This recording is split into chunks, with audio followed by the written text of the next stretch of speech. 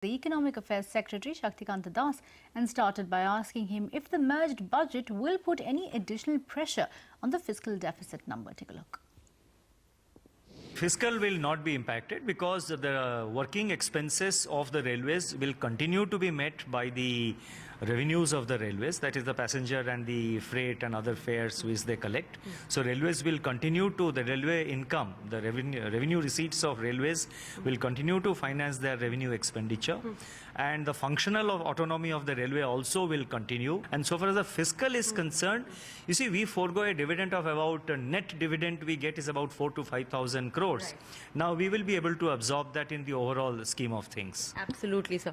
So one quick question also on the end of the distinction between plan and non-plan. This has already been a finance minister's budget announcement.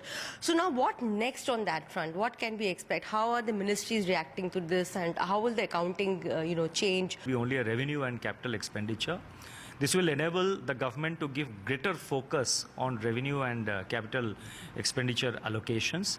A lot of people have raised this question that the government will not have enough data before it starts, putting out its FRBM number and, all the other estimates. You see, the expenditure allocations, in any case, we make based on half-yearly actuals, that is expenditures up to September. So that will not be impacted.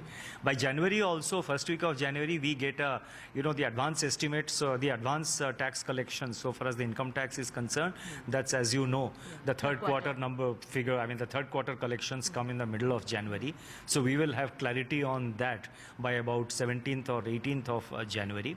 And the advance estimates, what the CSO has agreed, and we have discussed with the CSO, they will give some kind of a provisional advance estimate of the GDP for the current year.